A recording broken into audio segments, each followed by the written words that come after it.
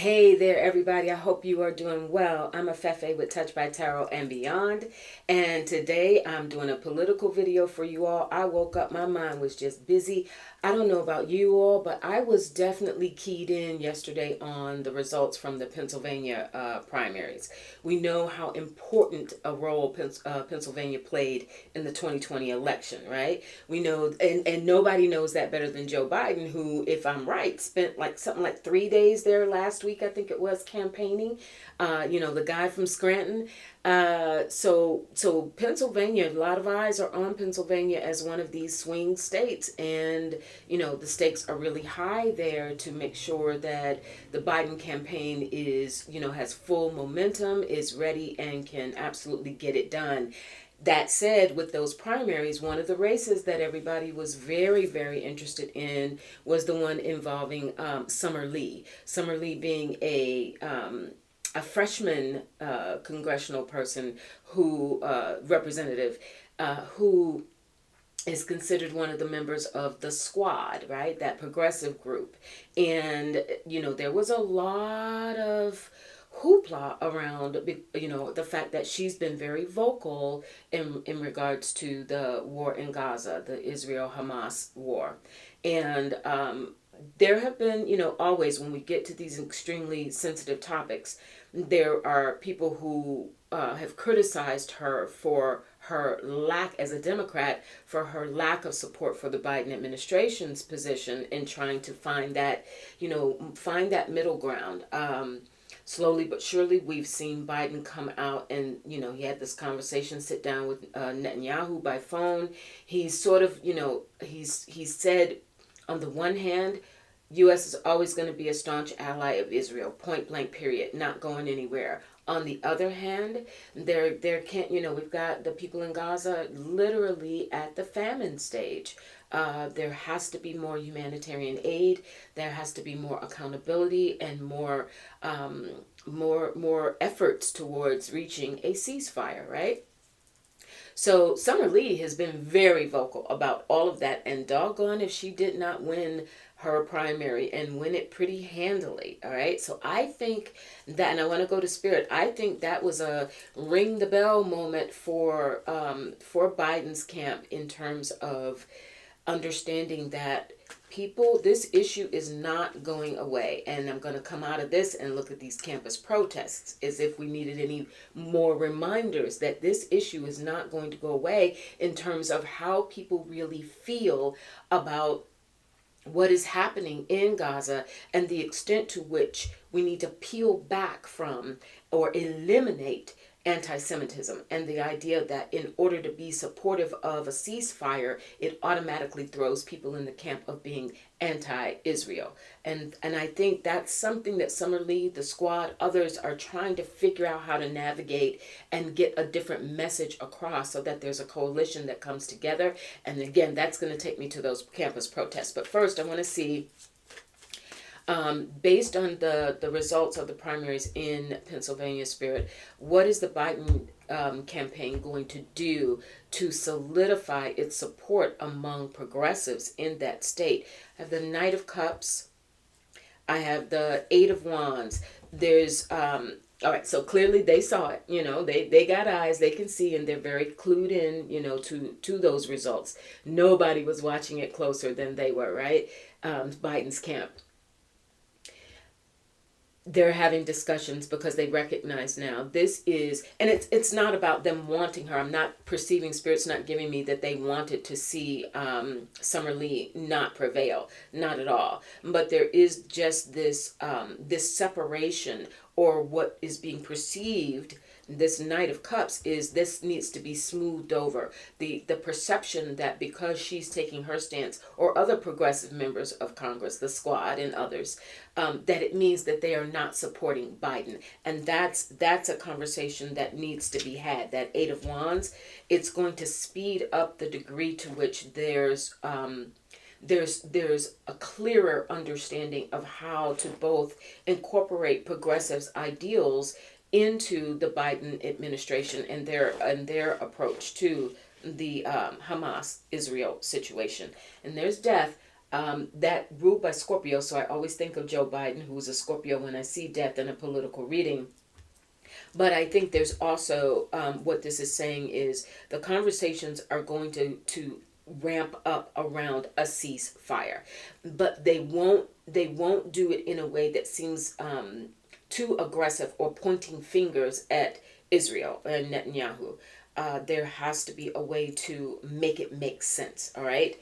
And I think that's so there's that ending. They want the ending. They're going to put that message around there, and it's going to be, I get it. There's going to be they're going to give progressives a voice in, especially in Pennsylvania. Summer Lee, we have not seen the last of her by any means. I think, if I'm not mistaken, change. Speak to me, Spirit, or speak to us, right? Change. We haven't heard the last of her. In fact, I think that her win in the primary, and then presumably, if things go, we'll see, she'll get reelected in November in the general election. But there's going to be some sort of effort to incorporate these voices, rather than make them seem like these progressive voices, rather than make them seem like they're more on the fringe. They are going to be, I think they're going to be brought into the fold. I think that's why I saw that Knight of Cups. Knights are movement. Cups are emotions, gentling, going with the gentling the energy, making it more gentle, accepting, loving, even, if you will. And that change, they understand that this is growing beyond, they meaning the Biden administration and their whole camp, and the DNC in general. They're realizing this issue is only going to grow larger. All right. And so they're going to have to find a way to incorporate these progressive voices into what the plan is, into the high priestess. I like that.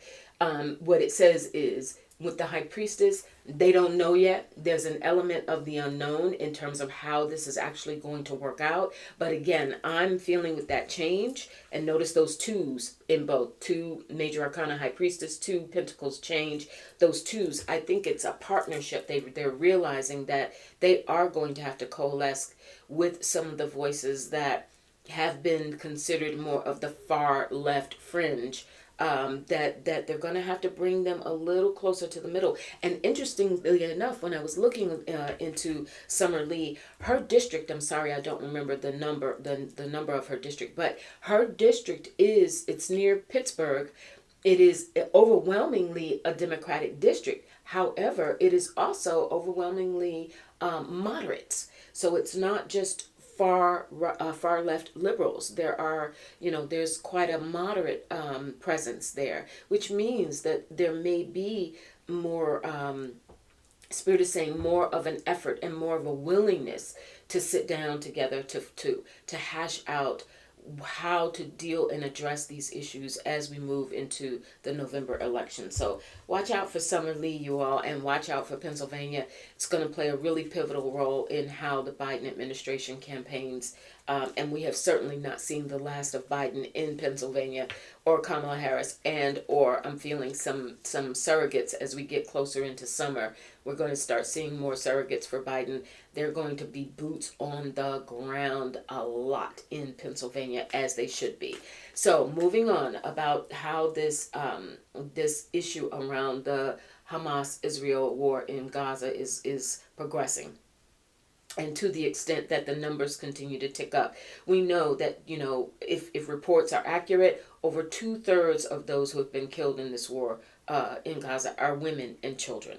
Hamas, where are the hostages? We don't, to my knowledge, we don't know where they are. We don't know how many of them are still alive, or what has been done with the remains of those who are not.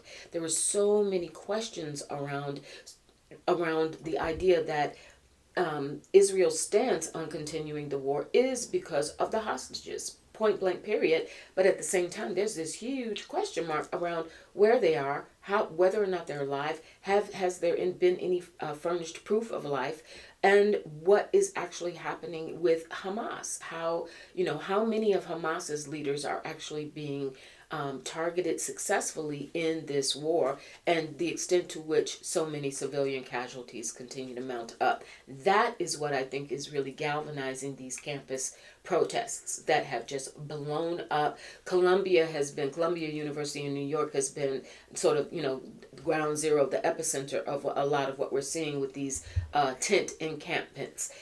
President of Columbia is now coming under fire for calling in a police presence who came in full, in riot gear to treat this as though it were a violent protest, extremely non-violent, although from what I understand, it is the rhetoric from some of the protesters that has been causing a lot of fear and dissension among Israeli students, and some of the contentious speech that has been used, some of the signage that has been used. But overwhelmingly, I think there are the protests, both, not just Columbia, we got NYU got involved, even out in California. I understand UC Berkeley has gotten involved, UNC Chapel Hill in North Carolina, they've got some encampments going up. I mean, this is something that is going to continue to swell in the short term, because once we're in, as we get into May, school's going to be over, campuses are going to close down. However, they're going to open up again, just as we are headed into in the fall, when we're headed into the elections. And at the rate we're going, if we don't get a ceasefire soon, or continue to address humanitarian aid in Gaza.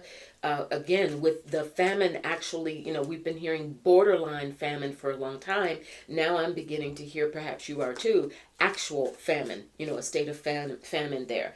I am sensing, Spirit gave me the hit, I'm going to check into it, that this, rather than squashing and using a police presence to squash these protests, I don't think that's going to be successful. We know there have already been hundreds of arrests made. Students have been suspended. Who knows what's going to happen with college, with graduations that are due in May. But I think all of this is happening to push. Talk about those eclipses that we just went through, right? The eclipses are eclipsing, y'all. I think this is energy that is going to push the dialogue. It cannot be avoided. And the youth vote, which is going to be crucial in the election, they're recognizing those voices have to be heard. But I think there's going to be more of a negotiation stance taken. There has to be success. Thank you, Spirit. I just pulled the Six of Pentacles, and it says there's success. But notice that build up, and that really feels, like what we have happening here with these campus protests. But it's a build up that's going to lead to a more visible presence in both the political leaders, congressional leaders, the Biden administration, etc. There is going to be a hand reaching out. I literally see like a hand reaching out and saying, you know what, just arresting these kids and bringing in and using law enforcement to disperse the crowds is only going to cause further antagonism, and it's not going to change people's feelings. It's not going to help people reach any resolution. So I like that success. Thank you, Spirit. I have the Prince of Discs. There's there may even be, that's young, that feels very young when we see a prince. There may even be some campus leaders. They're going to be, and I think this is where the media will help. They're going to identify certain leaders who can come to the table, leaders on some of these college campuses. And I'm even wondering if it will be a sort of a gathering between the campuses, sort of a coalition between the campuses, so that we have a wide spectrum of voices that are there. Yes. Absolutely, you all. So while it feels very like, whoa, where is this going right now? Because again, this is, it started in New York, and then we heard about North Carolina and California and other campuses across the country, that, these students, it's building in momentum, but it's going to give them a greater voice. It's going to basically force the administration's hand to say we've got to have a way to sit down with the young people at the table and reassure them. And I think on some level what this is doing, Spirit is saying, is it is helping, it is going to help ease the fears. Ten of Swords is not an easy card to look at, but it is the culmination of fear and anxiety, meaning that when in this instance things reach a breaking point, so that ultimately this had to happen. The eclipses, right? This had to happen. What was being done just in the political realm, and what we were hearing, among world leaders and global leaders and even the UN, etc. That's what it is.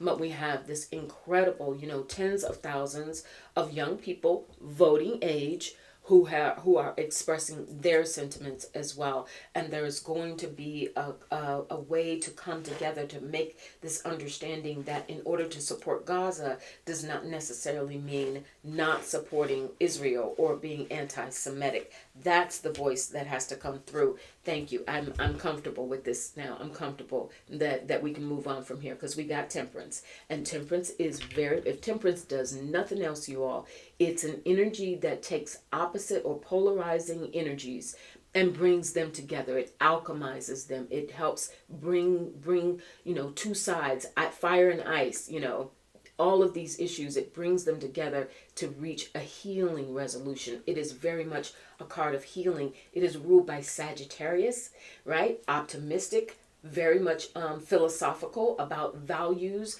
And I think that's a lot of, thank you, Spirit. That's what's going to open this dialogue between a lot of people and a lot of different factions, is to recognize and appreciate and focus on the acceptance and the tolerance of people's values. Values are going to be a major, we've been talking about save democracy. That's been a lot of, because of the Supreme Court decisions and other things, the different states with abortion bans.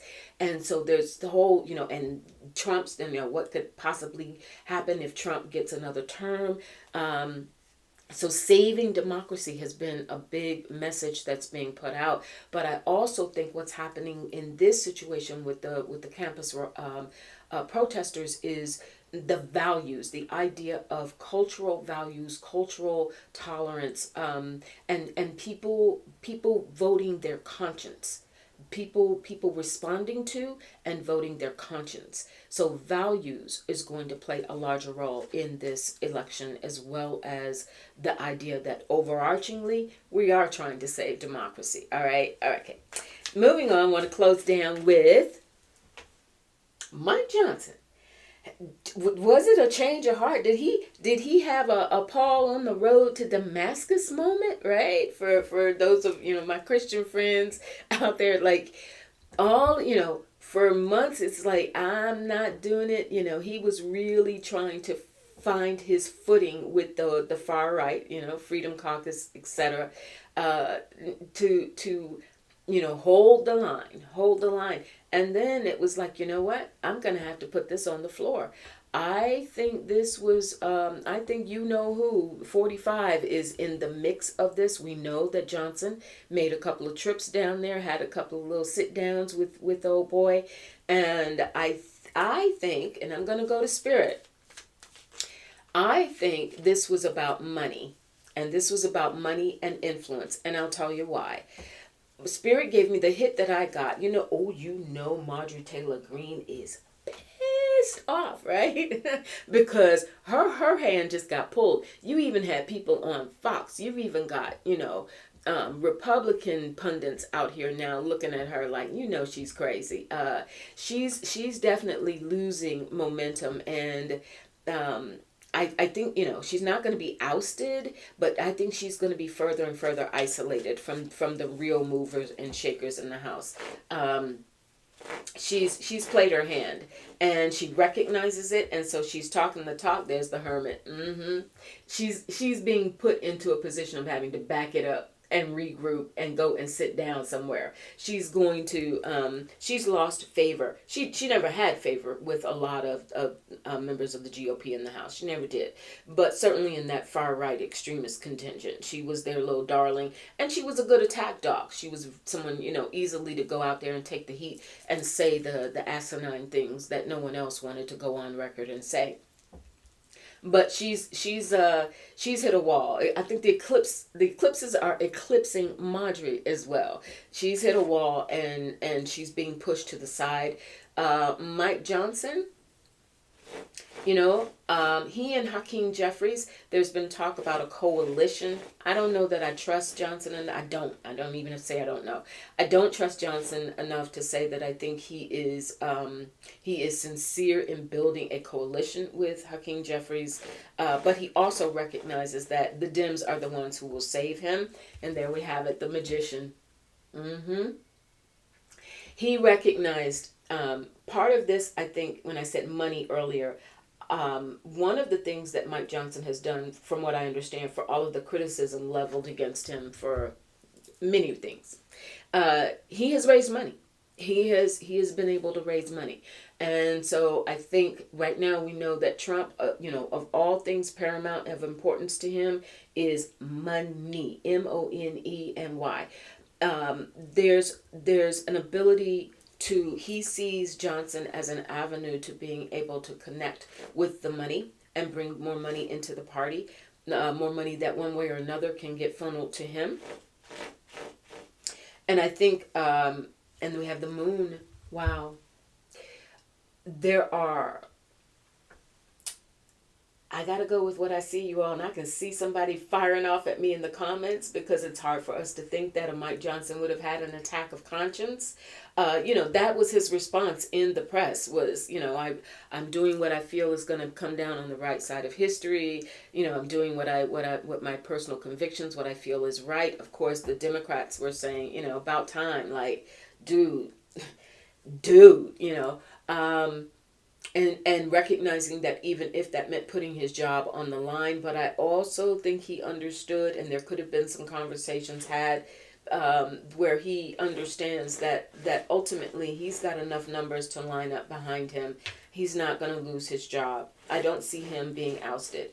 Now he probably, things go well, Hakeem Jeffries will be the top guy come, this time next year. He will be well ensconced in his new position, but he's gonna last. I've got the 8 of discs here, so he's recognizing, and in a strange way, Spirit is telling me, Mike Johnson is coming into his own in terms of finding his voice. We all know how crazy it was and what a circus it was to get him into that position, right? There was this, was it 3 weeks, almost a month or whatever, that there was no speaker there. That it was just complete chaos. And so he understands, he was born, quote unquote, born into his speakership out of that chaos, but he recognizes now he's developing his own voice. He's finding his voice. And a lot of that too has to do with his sit downs with Trump. I feel very strongly that there's some ties between the two of them, that they're making plans to move forward together. The Knight of Discs, they are making plans, and I think some promises have been made from Trump to Johnson in terms of solidifying, his position, his growth within the party, should he continue to stay true to him. And the Six of Swords. Yes, so that was basically, here's your path forward. You see almost like a labyrinth there. That's what he was saying to him, basically. Here's a path forward for you. And that path forward is not going to happen because you continue to try and satisfy Marjorie and company, right? That far right contingent. That's not going to happen. Also, there is a way to stop their ability to oust you. So just hold the line, do what needs to be done. Interestingly enough, I do think there's going to be some blowback on him around the border. Yep, I knew it, just as I said it. Ace of Wands. There is still going to be some blowback around the border. uh, that issue is going to rear its head again. Right now, Israel and Hamas is front and center, and that's growing. In large part due to the college campus protests, etc. But but there's going to be, now that we've gotten the Ukraine aid back in place, there was, of course, a part of that package was aid to to Israel. But there's going to be, the border issue is going to rear its head again. I don't know the timing. We'll do another reading and come back on that. But we haven't seen the last of the border issue. And when that begins to rear its head again, then Johnson's going to feel the fire again. But I don't see him, at least in the foreseeable future. Marjorie's threat to put that vote on the floor, that's why she's sitting on it. She knows she doesn't have the support. It's not happening. He's not going to get put out right now. Don't think he's had a true conversion in his convictions. I think it is all politically motivated. Ta-da, no big announcement there. But it is very interesting because it really looked like Johnson was out of here. Like he didn't have the respect. He didn't have the oomph. But when he went to Trump and Trump put his name out his mouth like, he's a good guy, that shifted for him. That shifted momentum in his direction. I think he's going to ride this train, at least for the foreseeable future. All right, you all? All right, hope that was helpful. I'll talk to you really, really, really soon. On another note, want to emphasize, and I'll put a link to it down below in this post, in this video. I am doing a workshop with Susan Lynn. I love any opportunity I get to work with her. We're going to be talking about the magic of the archangels and leveling up your skills in working with the archangels. So that'll be on May 18th. Again, I'll put the link below if you want to register for that. That's going to be one not to miss. We're gonna have some goodies on that one for you. And what else is going on? That's about it for now. I'll be checking back with you. I'm going to try and do these political videos at least a couple of times a week. Also going to, never ever going to walk away from the spiritual growth. It all works together, you all. I was resistant to, there was a period of time that I was resistant to doing the political videos, even though, for those of you who know, I'm a former newspaper journalist, so some of it came naturally to me, but my heart was in, spiritual growth and working with our guides and developing our psychic abilities and all of those things, and that was like my passion. But I also recognized, listen, we walk, as above, so below. We walk with a foot in both worlds. And politics very much it impacts our mental, physical, and spiritual health. So they work together more than they don't. And I've come to a recognition of that, an appreciation of that. So I mix it up with these videos for you all. I hope that's enjoyable. I'm always welcome to your feedback. Take really good care of yourselves, and I'll talk to you later.